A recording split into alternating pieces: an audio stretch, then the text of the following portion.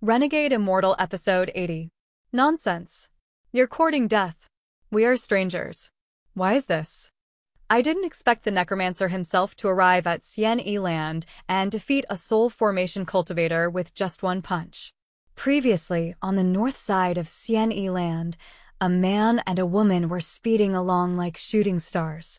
The woman was graceful and elegant, her face veiled in white gauze. The man was an elderly gentleman in a green robe. As they were flying, a loud boom suddenly erupted ahead of them. The ground began to crack, and at the center of the fissures stood a man. He had fiery red hair and a stern expression. Indeed, this was the Necromancer himself. He coldly glanced at the two and suddenly threw a punch. The old man in green was shocked and hurriedly retrieved a magical treasure from his storage pouch. The treasure grew in the wind, transforming into a towering mountain peak. But with just one punch from the Necromancer, the mountain instantly crumbled. Fellow Taoist, we are strangers. Why is this? Where did you two come from? We are from the Zhou Kingdom, just passing through here on our way to the Chu Kingdom. Lies. You dare lie to me. A cold glint flashed in the Necromancer's eyes. Another punch followed by a booming sound. The old man plummeted from the sky like a meteor. Senior, we have no quarrel with you. Why are you forcing us like this? I'll ask again. Where did you two come from? Hearing this, the veiled woman trembled slightly. Seeing the uncertain fate of the old man below, she dared not deceive him any longer. We came from Xian Land. Xian Land? 7 of you went. Why did only the 2 of you return? The veiled woman trembled again. The man before her seemed familiar, yet she had never met him. It's hard to say. Come with me. The Necromancer turned and flew towards the depths of Xian Forest. The veiled woman hesitated for a moment, then reluctantly followed. But just then, the Necromancer stopped abruptly. The old man in green slowly stood up. Not only was he surrounded by a thick black aura, but a midnight plant was faintly visible on his forehead, flickering in and out of sight. The Necromancer's expression changed drastically. He instantly understood the whole story and how they had managed to escape from Xian Land. Thinking this, he raised his finger and gathered his power, ready to kill the old man. But at that critical moment, the veiled woman quickly shielded the old man and knelt down, pleading softly, I know I'm wrong. If you must take his life, please take mine first. The old man struggled to his feet and looked up at the Necromancer. Rather than become someone else's curse, it's better to die at your hand. It would be a kind of liberation. This is my lady. She never agreed with this. Please spare her. The Necromancer's eyes flickered. He lifted them both into the air and flew towards the core area of Xian Land. Soon, they arrived at the giant crater at the heart of Xian Land. After landing, the Necromancer punched into the crater without a word. A dark spatial rift appeared. He flicked his finger and with a wave of his sleeve, sent them into the rift. Find the Necromancer's traces in the spatial rift. If you can find him, I'll spare your lives. The Necromancer knew he couldn't enter the rift. If he was trapped inside as well, there would be no escape. Meanwhile, in the depths of the void, the Necromancer sat meditating on the astrolabe. Suddenly, he opened his eyes and steered the astrolabe towards a certain location. A day later, the Necromancer, riding the astrolabe, saw 2 figures struggling to fly in the distance. It was the old man in green and the veiled woman. They both looked rather disheveled. The Necromancer flashed before them. With a wave of his right hand, 2 drops of blood flew out from their foreheads. It turned out that they had been marked when the other Necromancer pushed them into the spatial rift. The veiled woman wanted to speak, but the Necromancer ignored her. After taking their blood, the astrolabe resonated. At the same time, the other Necromancer abruptly opened his eyes and threw a punch. A circular spatial rift appeared, right in front of the Necromancer. The rift appeared exactly in front of him.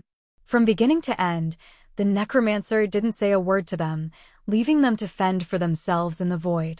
Back in reality, sunlight streamed down. The Necromancer stood at the edge of the crater.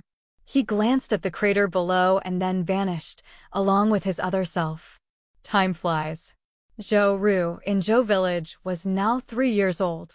However, he had yet to speak a single word. Even though the Zhou family sought out countless renowned doctors and medicines, it was all to no avail. The villagers all said Zhou Ru was mute. Until one day, an old Taoist priest arrived in Zhou village. The village elders greeted him respectfully and summoned all children under 6 to the village square. Soon, 19 children, including Zhou Ru, gathered there with their parents. Zhou Ru's clear, bright eyes looked around, taking everything in. He seemed a little timid and clutched his mother's clothes tightly. The woman gently comforted Zhou Ru. "I think we should forget it. Let's try. If he's chosen, our child will have a bright future." The woman bit her lip and said no more. The Taoist priest had a haughty expression, impatience showing between his brows. He had searched many villages and hadn't found a single child with spiritual roots. If it weren't for the sect's mandatory mission every 6 years, requiring disciples to descend the mountain to find children with spiritual roots, he wouldn't bother setting foot in the mortal world. He glanced over the children, disappointment evident on his face. But suddenly his eyes fixed on Zhou Ru. He quickly approached Zhou Ru and touched his forehead. "Ah, this celestial spiritual energy. All meridians open. Purple aura. Good. Ha ha ha. This child. I'll take him." Zhou Ru's father was silent for a moment, then said in a low voice, "Master, this child is mute." "Mute? Ha ha ha. It doesn't matter." Zhou Ru looked terrified, tears streaming down his face. After all, he was only 3 years old. Zhou Ru's father was about to speak, but the old man frowned. "I'm not stealing your child. I'm giving him a great opportunity. You'll see him again someday." He picked up Zhou Ru and strode towards the village entrance. But just then, a childish voice called out from Zhou Ru's mouth. "Dad. Mom. Ha. Ha. Ha. So he's not mute. Even better." Zhou Ru's mother was in tears and tried to chase after them, but Zhou Ru's father stopped her. The old man walked out of the village, his eyes gleaming with excitement as he looked at Zhou Ru. Just as he was about to summon his flying sword to return to his sect, Zhou Ru suddenly bit his arm. Although he was only a 3-year-old child and didn't have much strength, the old man still frowned in displeasure. "You ungrateful child. You dare." He was about to raise his hand to teach Zhou Ru a lesson. "How dare you?" A sharp shout suddenly rang out. The old man's raised hand froze. A chill ran down his spine, making him break out in a cold sweat. A young man in white had appeared before him, seemingly out of nowhere. The old man quickly put Zhou Ru down and said respectfully, "Senior." "Aye." Before he could finish, the necromancer flicked his sleeve, creating a gust of wind that swept the old man away. The necromancer looked at Zhou Ru, lost in thought. Looking at the necromancer, the fear in Zhou Ru's eyes gradually faded, replaced by a deep confusion and bewilderment. "Uncle, uncle, uncle, come with uncle, okay?" Zhou Ru's bewilderment deepened, but he felt an inexplicable attachment to this uncle. He nodded.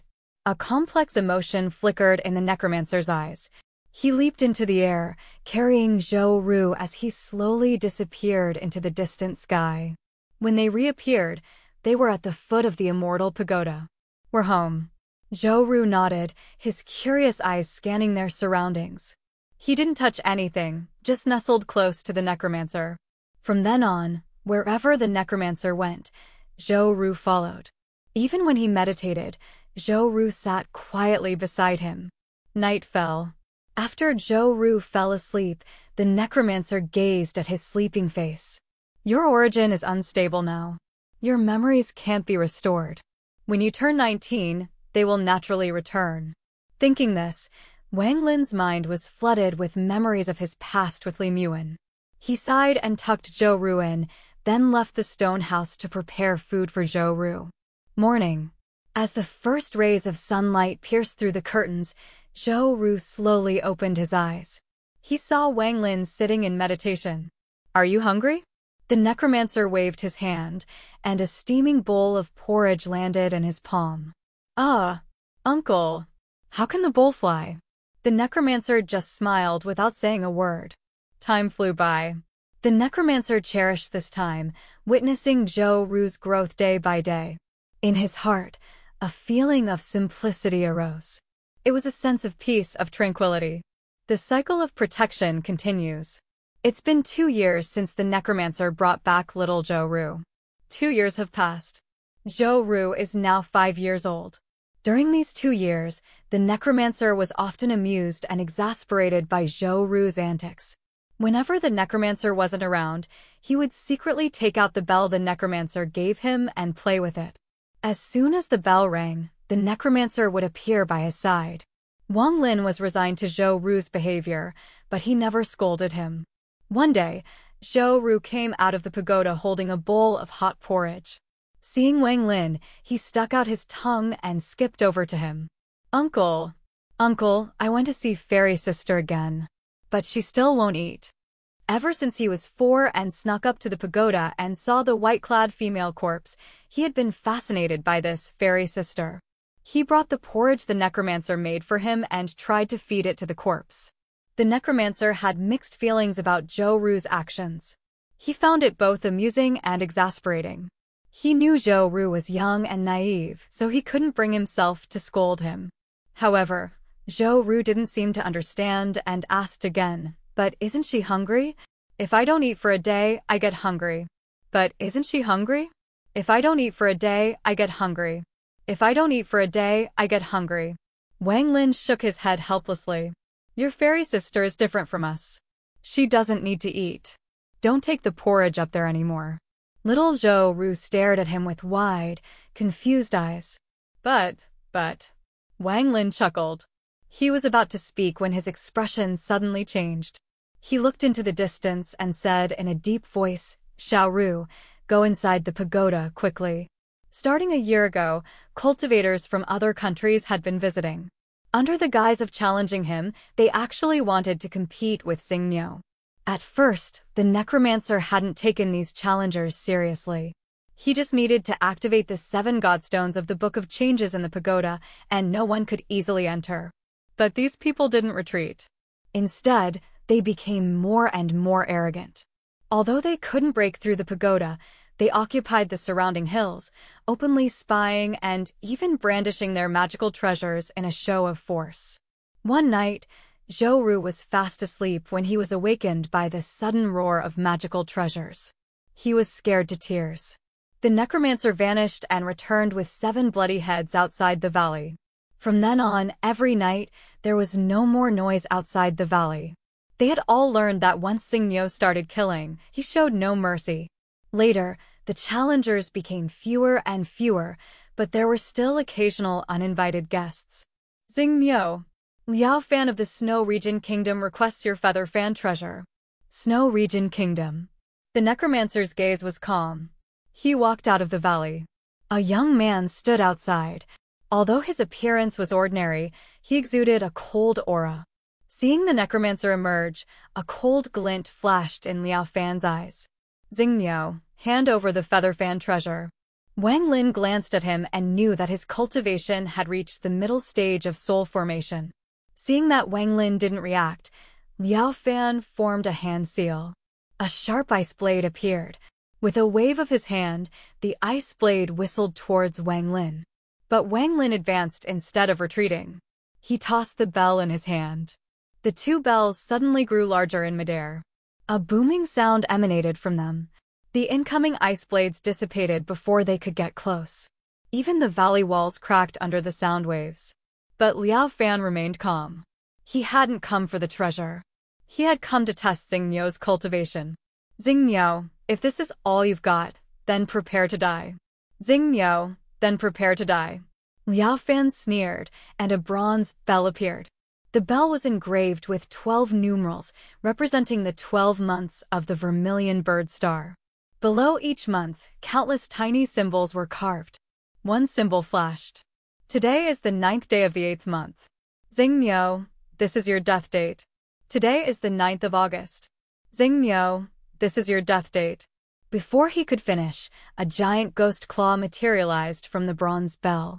The necromancer just snorted. He waved his immortal sword. The ghost claw crumbled.